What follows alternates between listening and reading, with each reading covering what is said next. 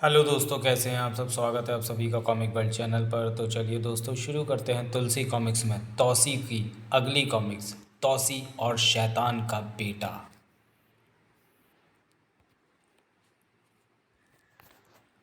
तौसी और शैतान का बेटा, लेखक ऋतुराज, संपादन प्रमिला जैन, चित्रांकन राही कदम, दर्शना थिगले।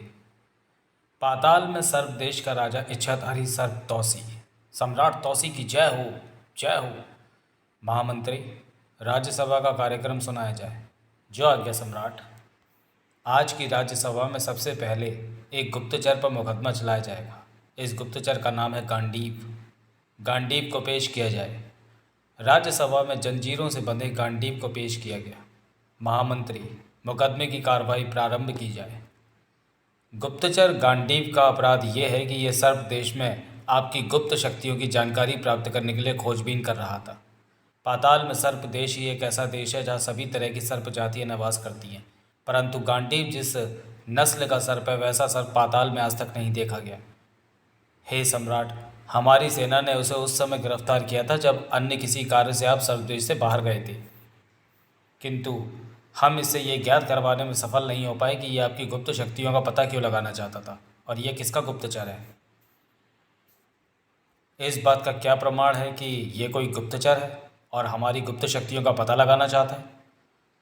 चूंकि ये हमारे देश का ही नहीं है, पाताल की किसी जाति का नहीं है, इसलिए स्पष्ट है कि कहीं दूसरे लोक से आया है और ये विभिन्न स्रोतों से आपकी शक्ति और ब्रह्मास्त्रों की जानकारियों के संबंध में पूछताछ करता रहा है, इसलिए इस पर गुप्तचरी का आरोप लगाया गया।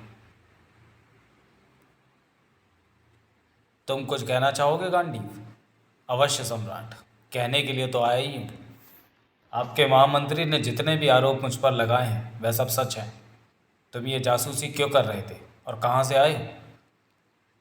मुझे किसने भेजा और कहाँ से आया हूँ ये पता लगाना आपकी गुप्त शक्तियों का काम है, परंतु मैं यहाँ किसी उद्देश्य से आया हूँ, वह अवश्य बताऊँगा।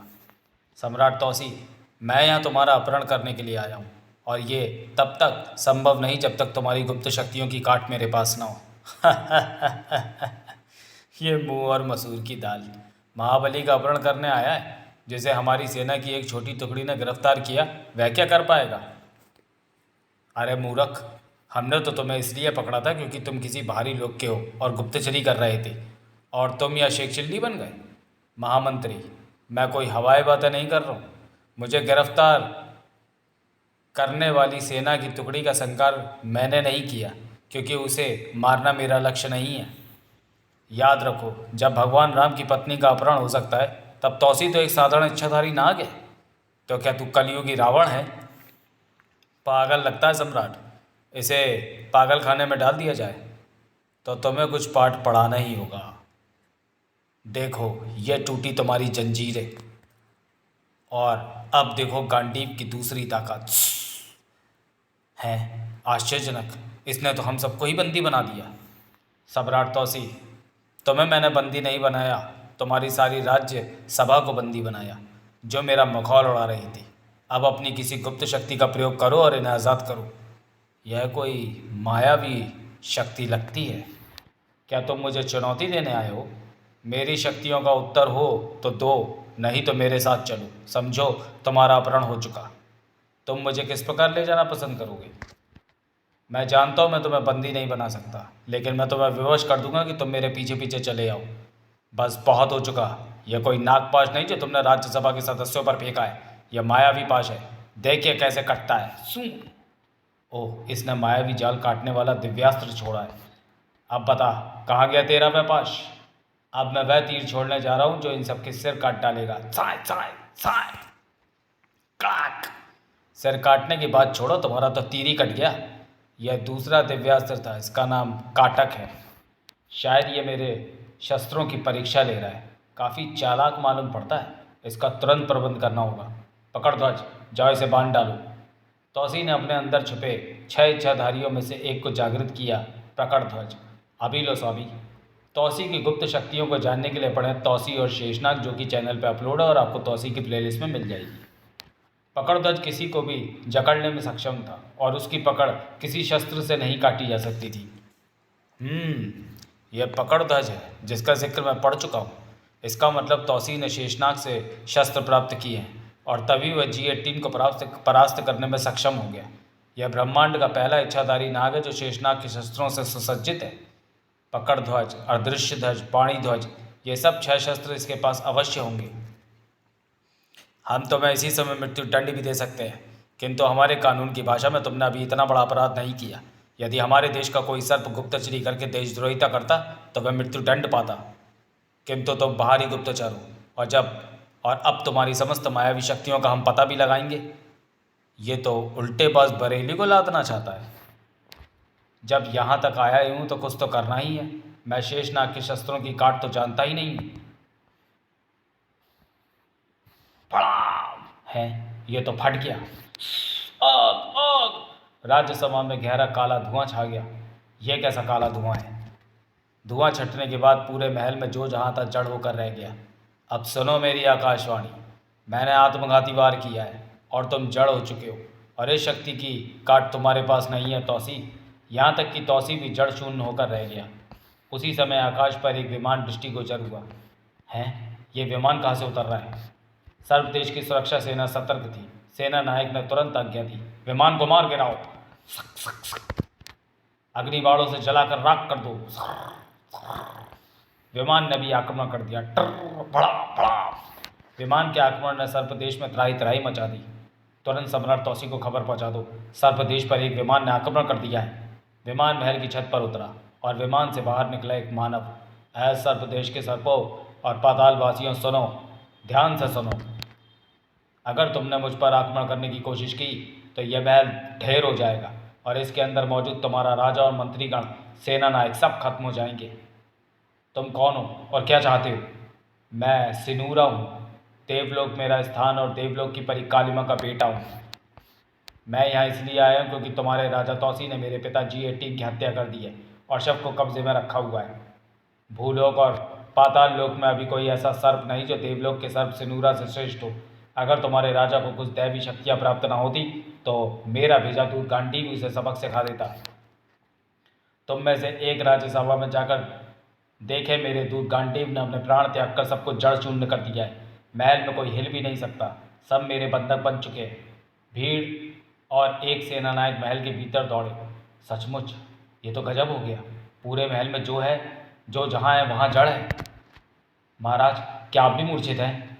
क्या ये सब नाग बाबा को भी पता है? इस विपत्ति से आप वही बचा सकते हैं। सेना नायक बाहर आ गया। देख लिया तुमने? बताओ इन सबको कि मैंने पूरे महल को बंधक बना लिया है। ये सच है भाइयों, सिनूरा सच बोल रहा है। अब तुम में से किसी ने मेरी राह में बाधा पहुंचाई तो मैं महल को ढेर कर दूंगा। सिनूरा छत के मार्ग से महल में प्रविष्ट हुआ।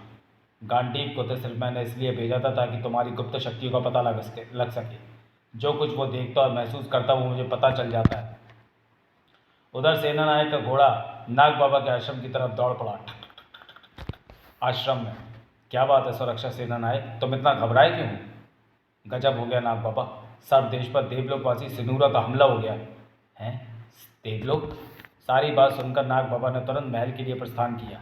शीघ्र ही नाग बाबा महल पहुंच गए। कहाँ है सिनूरा? वह महल के अंदर गया है। सिनूरा ने तौसी को उठा लिया था। ठहरो! सिनूरा, सम्राट तौसी को सम्मानपूर्वक सिंहासन पर बिठा दो। शायद तुम तौसी के गुरु नाग बाबा हो। गांडीव ने 2 ही शक्तियाँ बताई थी, एक तौसी दूसरी नाग बाबा। बताओ, तुम नाग बाबा हो या कोई और? हाँ, मैं नाग बाबा हूँ।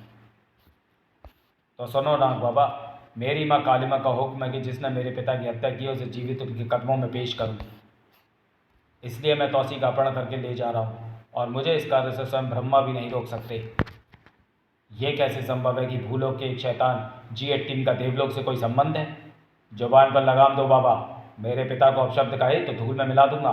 मेरे पिता G18 में एक शक्ति वह भी थी जिसके माध्यम से वह देवलोक में विचरण करते थे। देवलोक में मेरी माँ उनकी पत्नी है। फिर तो तू शैतान का बेटा है। सावधान नाग बाबा, बहुत हो चुका। अब मुझे तुम्हारी जुबान बंद करने पर बाध्य होना पड़ेगा। तो फिर कायर की तरह क्यों खड़ा है? उठा शस्त्र। सन सन कालू चेन, मैं इसे युद्ध में उलझा कर रखता हूँ। तू तौसी को उठाकर तुरंत अज्ञात महल में पहुंचा दो। काक सू काक। है तौसी कहाँ गया?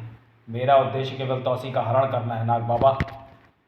थाक तौसी गया कहाँ? तौसी को कालू जिन उठाकर ले गया। ज़रूर वह महल से बाहर चला गया है। नाग बाबा की बाधा काटने के लिए मुझे अदृश्य हो जाना चाहिए। नाग बाबा याद रखना, तुमसे अपने अपमान का बदला लेने अवश्य आऊँगा। और यह भी याद रखना, जब तक मैं तौसी का हरण करके इस लोक से विदा नहीं हो जाता, तुम्हारी राज्यसभा बंदा की बनी रहेगी। कहाँ गायब हो गया? सबसे पहले मुझे इस शक्ति की काट करनी होगी जिससे सिनूरा ने तौसी को भी जड़ कर दिया। तौसी की मूर्छा दूर करनी होगी। कालू तौसी को लेकर अज्ञात महल में पहुंच चुका था। राजन, यहाँ कोई मायावी शक्ति पहुंच ही नहीं सकती। नाग बाबा भी अज्ञात महल के लिए चल पड़े। मुझे नाग बाबा का पीछा करना चाहिए। मुझे अब कोई देख नहीं सकता। अवश्य ही नाग बाबा तौसी के पास पहुंचेगा।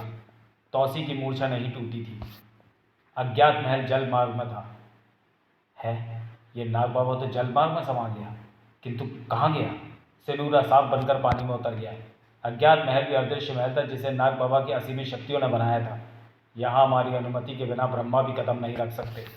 तौसी की नाड़ी की गति तो सस्त है, सांसें भी ठीक चल रही हैं, बस केवल मस्तिष्क की क्रिया शून्य हो गई है। तौसी की छठी इंद्री जागृत करता हूँ। नाग बाबा ने तौसी के मस्तिष्क की एक नाड़ी दबाई। नाग बाबा, ये क्या? मैं कहाँ? ये तुम्हारा सुप्त मस्तिष्क बोल रहा है वत्स। तुम्हारे चेतन मस्तिष्क को किसी दैवी शक्ति ने जकड़ रखा है। मैं जानता हूँ नाग बाबा। अब आप मेरे चेतन मस्तिष्क को जागृत करने के लिए एक कार्य करें। मेरी सुषुम्ना नाड़ी और जीवन नाड़ी को दबाकर मुख्य धारा में जोड़ दो। नाग बाबा ने वैसे ही किया और तौसी सुप्तावस्था से जाग उठा। वह गांडीव का बड़ा शक्तिशाली आक्रमण था। उसने मेरी सुषुम्ना और जीवन नाड़ी की धारा ही मोड़ दी। मैं तुम्हारी छठी इंद्री से यही जानना चाहता था। गांडीव तो सिनूरा का शस्त्र दूत था जिसने अपने प्राण त्याग कर यह अंतिम शक्ति छोड़ी थी। नाग बाबा ने तौसी को सारी बातें बताई। तो क्या सिनूरा मेरी गुप्त शक्तियों का भेद जानना चाहता था जिसके कारण G18 की पराजय हुई? वह मेरा अपहरण करने आया है नाग बाबा। अगर आपकी आज्ञा हो तो मैं देवलोक की सैर कराऊं। वत्स, अगर तुम सिनूरा को अपने लोक में पराजित नहीं कर सकते तो मैं तुम्हें देवलोक की अनुमति नहीं दे सकता। और अगर मैंने सिनूरा को पछाड़ दिया तो उस सूरत में तुम्हें देवलोक जाने की आज्ञा है। तो फिर मुझे अज्ञात महल से बाहर ले आए। तौसी ने अपनी गुप्त इच्छाधारी शक्तियों को निर्देश देना शुरू किया। अदृश्य ध्वज, तुम्हारा सबसे पहला काम यह होगा कि सिनूरा मेरे सामने से अदृश्य न हो पाए। वह शक्ति मैं आपको दे दूंगा। दूसरा काम यह होगा कि अगर वह फिर मुझे जड़वत करने के लिए कोई शस्त्र छोड़ देता है तो तुम वही प्रक्रिया करोगे जो नाग बाबा ने की है।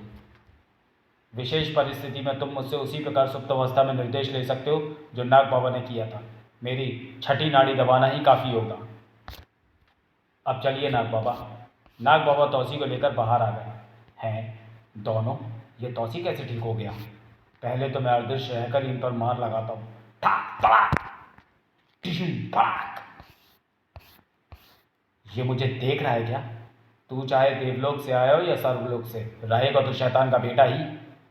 सुन सिनूरा, गांडीव ने पलक झपकते ही वह सब कर डाला था। मुझे आभास नहीं था कि वह आत्मदाह के रूप में अंतिम शस्त्र प्रयोग करेगा और मैं यूं जड़वत हो जाऊंगा। अब तू यहाँ से वापस देवलोक नहीं जा सकता, तो तू मुझसे लड़ेगा। देख सिनूरा की ताकत। सिनूरा के अनेक शरीर प्रकट हो गए। बोल पाताल के सर्वश्रेष्ठ महाबली, तू इनमें से किस सिनूरा से लड़ेगा? सन सन सन। इसका मतलब इसके 6 शरीर छाया शरीर हैं। टिशु थड़ा। त्रिध्वज, तुम छाया शरीर पहचानने के विशेषज्ञ हो। जैसे तुम्हारे 2 छाया शरीर हैं वैसे इसके 6 शरीर छाया शरीर हैं। और तुम बता सकते हो कि इसका वास्तविक शरीर कौन सा है? हाँ स्वामी, मैं स्थूल शरीर पहचान सकता हूँ। तौसी, बस तेरा खेल खत्म हुआ। अब मैं तुझे उड़ाकर देवलोक ले जाऊंगा। मैं तुझ पर ऐसा वार नहीं करना चाहता जो तेरी मौत का कारण बन जाए। मैं तुझे जीवित उड़ाकर ले जाऊंगा।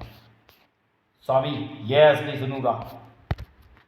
पकड़ ध्वज, देख क्या रहो, लपेट लो इसे और इसे पकड़कर सबसे सुरक्षित कैद खाने में डाल दो। इसका फैसला हमारी राज्यसभा में होगा। अगर तुम मुझे कैद करना चाहते हो तो मुझे उस जगह कैद करो जहाँ तुमने मेरे पिता का शव रखा है। मरने से पहले अपने पिता के दर्शन करना चाहता हूँ। ये मेरी अंतिम इच्छा है। मैं वहाँ बिना वायु के भी जीवित रह सकता हूँ। जाओ, इसे इसके पिताजी G18 के शव के साथ कैद कर दो। कल इसका फैसला किया जाएगा। सिनूरा को उसी कारागार में डाल दिया गया जहाँ G18 का शव रखा था। नाग बाबा, अब आपकी क्या आज्ञा है? वत्स, अगर तुम्हें देवलोक की यात्रा करनी है तो सिनूरा को क्षमा करना होगा और उसकी इच्छा पूरी करते हुए उसके साथ देवलोक जाना होगा। इसलिए मैंने उसका ये प्रस्ताव मान लिया था कि उसे उस कैद खाने में रखा जाए जहाँ उसके पिता का शव है। अब मैं कल सिनूरा से मित्रता की वार्ता शुरू करूँगा। कैद खाने में अगले दिन है, यहाँ तो कोई नहीं। सिनूरा के साथ साथ G18 का शव भी गायब है। सिनूरा ने अपनी शक्ति से स्वयं और G18 के शव को अदृश्य कर दिया था। इस बार मैं अपने पिता का शव ले जा रहा हूँ तौसी, शीघ्र ही तुझे लेने आऊँगा। सिनूरा का विमान भी अदृश्य होकर उड़ रहा था। जब तक वह अदृश्य ध्वज की शक्तियों का प्रयोग करेगा तब तक मैं पाताल की सीमा लांघ चुका हूँगा। राज्यसभा में जैसे ही सूचना मिली, क्या G18 का शव भी गायब? तू अगर पाताल लोक पार कर गया है सिनूरा, तो मैं तुझे भूलोक पार नहीं करने दूंगा। सावधान, मैं आ रहा हूँ। लगता है अब मुझे G18 के साथ साथ सिनूरा का शव भी लाना होगा। तुलसी कॉमिक्स के आगामी अंक पर पढ़िए तौसी चरित्र का हाहाकारी कॉमिक्स, तौसी और धूमकेतु। तो चलिए दोस्तों, वीडियो को यही समाप्त करते हैं और मिलते हैं तौसी सीरीज़ की अगली कॉमिक्स तौसी और धूमकेतु में। तब तक के लिए धन्यवाद।